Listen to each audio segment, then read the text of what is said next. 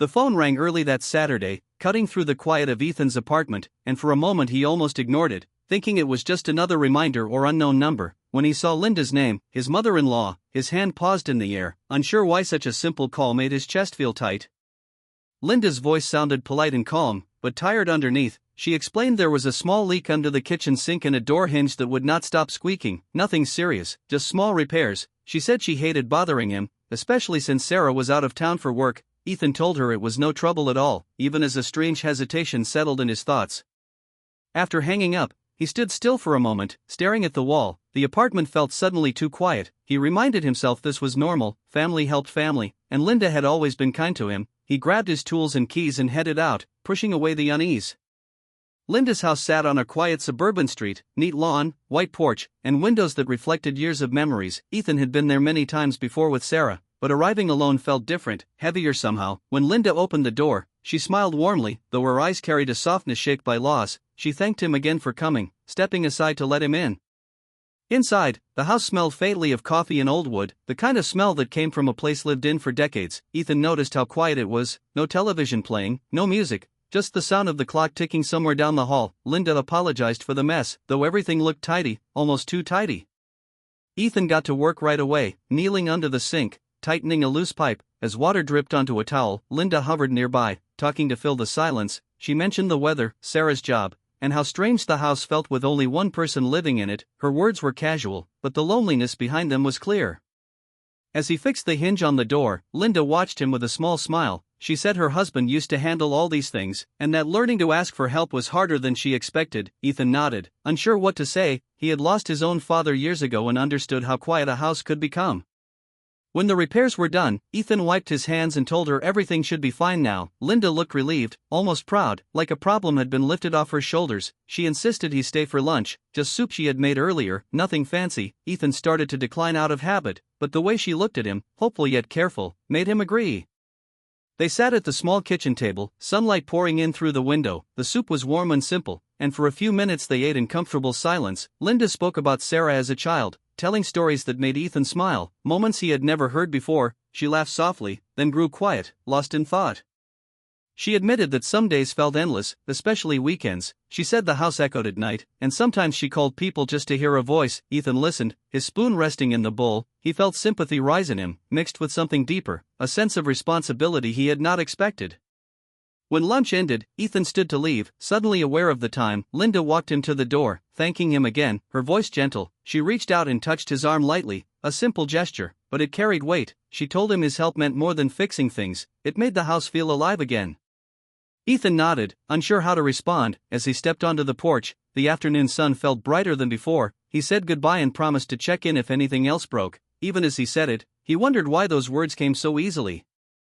Driving away, Ethan felt unsettled, his thoughts crowded with images of the quiet house and Linda's tired smile. Nothing inappropriate had happened, nothing crossed any line, yet something had shifted inside him, like a small crack forming where certainty once lived. He told himself it was just empathy, just kindness, but the feeling stayed with him all the way home, lingering long after the repairs were done. Ethan could not stop thinking about Linda after that first visit, the way the house had felt quiet yet full of unspoken emotion. And over the next few weeks, the calls came again, always small requests, a cabinet that stuck, a window that would not close properly, a flickering light in the hallway. Nothing urgent, but enough to pull him back into her world. Each call felt casual, but inside, Ethan noticed a growing tension he could not explain. At first, he told himself it was normal, he was just helping, it was a son-in-law's duty. But each visit left him with a strange mixture of satisfaction and unease. Linda greeted him warmly every time, her smile bright but her eyes carrying that soft loneliness, and Ethan found himself listening more closely than necessary, noticing the way she moved, the way she spoke, the small pauses in conversation that hinted at stories she had never told anyone. Linda began to share little pieces of her life, at first about simple memories, the garden she loved, a painting she had done years ago. Then slowly, she spoke about her late husband, about nights that felt empty, dreams she had given up, things she had never told Sarah or anyone else. Ethan listened, offering a presence that was steady, calm, and reassuring. He did not judge or react, he simply let her speak, letting the weight of her words settle in the quiet corners of the house. Some evenings stretched longer than they should have, conversations continuing past the repairs, the room filled with a soft golden light from the kitchen lamp. They spoke about hopes, regrets, moments that mattered, and Ethan found himself understanding things he had not expected to notice, the way grief shaped a person, the way small acts of attention could mean more than grand gestures. One night, while he was fixing a loose shelf in her living room, Linda admitted she sometimes felt invisible, that the world moved on and left her behind. She said that having someone care, even in small ways, reminded her she still mattered. Ethan paused, his hand on the shelf, his heart tightening. He understood, he had felt loneliness too, and in that moment, he realized the depth of her reliance on his presence, not in neediness, but in trust.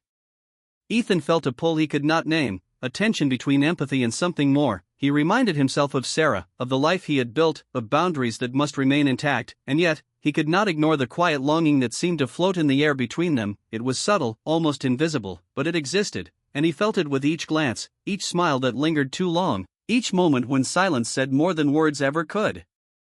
When Sarah returned from her trip, Ethan noticed the change in himself immediately. He was quieter at home, reflective, distracted in ways she could sense. She asked if something was wrong, and he said nothing, because he could not explain feelings he did not fully understand. He did not want to admit to confusion, he did not want to hurt anyone, so he stayed silent, carrying the weight of these encounters inside.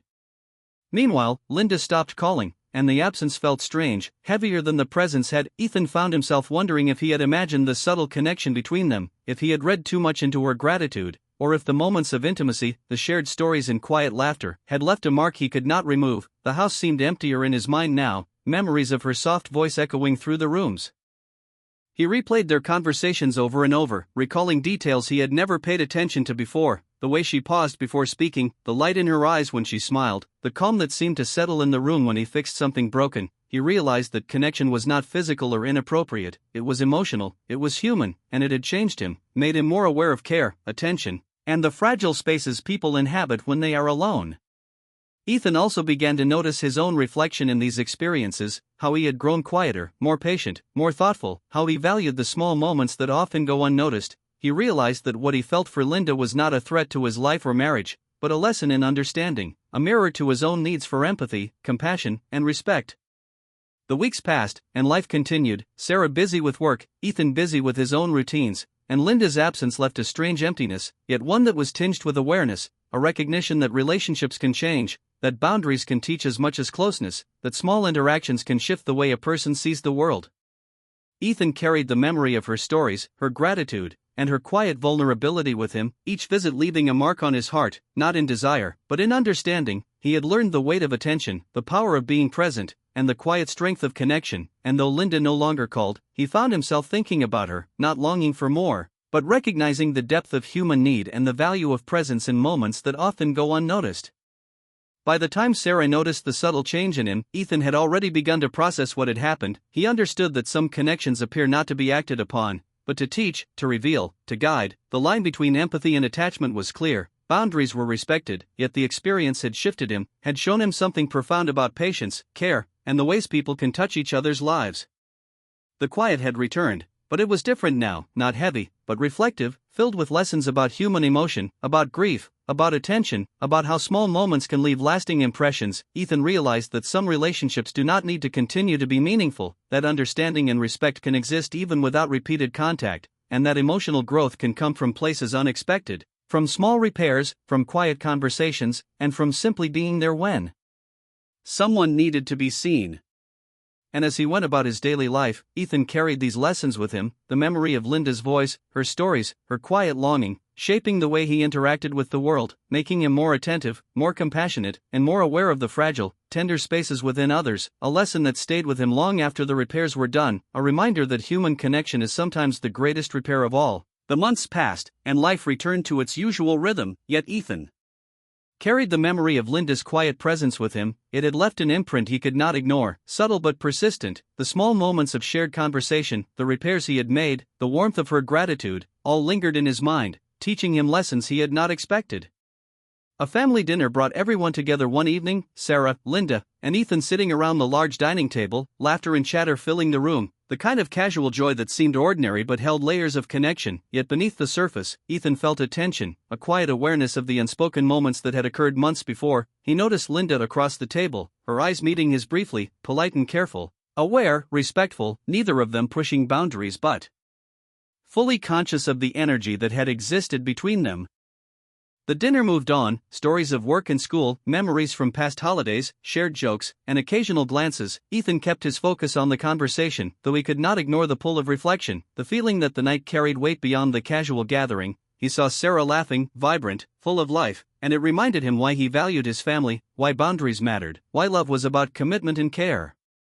After the meal, as others moved to the living room to continue chatting, Linda asked Ethan to step outside with her, a request that sounded casual but held unspoken intention. The air was cool and crisp, the porch light casting a soft glow on the wooden steps, the quiet of the evening contrasting with the warmth inside the house. They stood side by side, the moment stretching without words, and Ethan felt the familiar mix of empathy and reflection that had accompanied him since their first repair visit.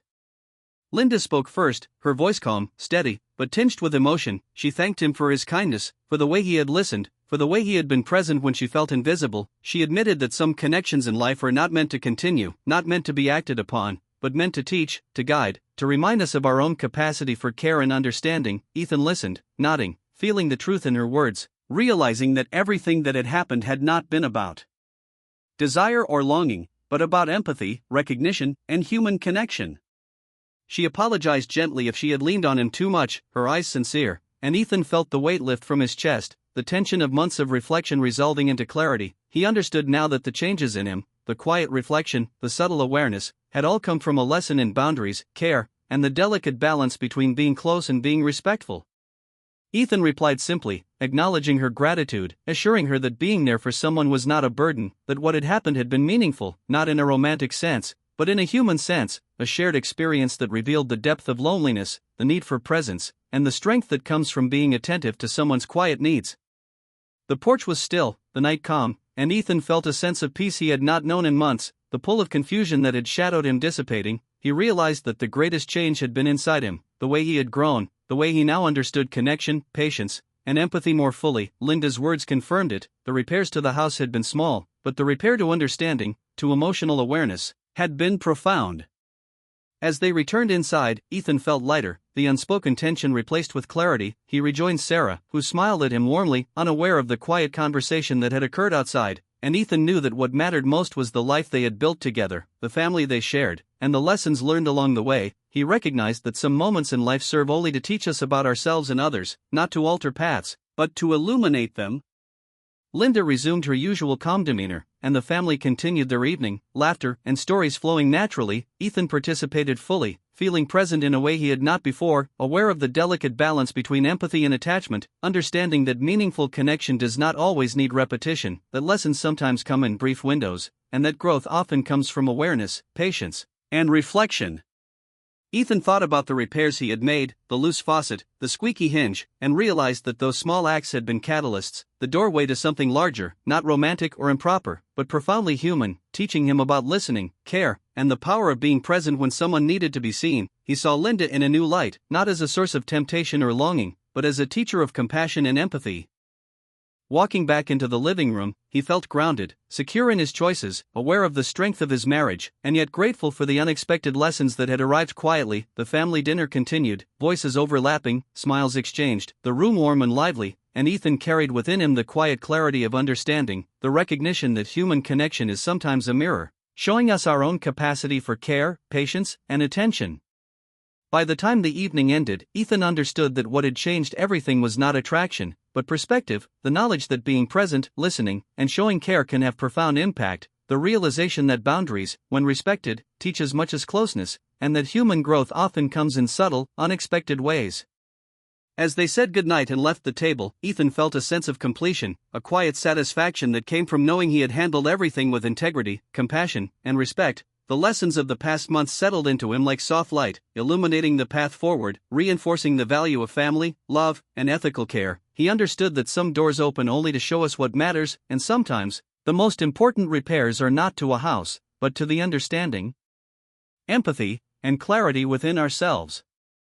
That night, as Ethan reflected before sleep, he realized he had learned more than he had imagined, not about longing, not about desire, but about human connection, the delicate balance of care, the importance of boundaries, and the quiet strength found in presence. And with that understanding, he felt ready to face whatever came next, confident that the lessons of compassion, empathy, and respect would guide him through life, shaping him into a more thoughtful, attentive, and emotionally aware Man.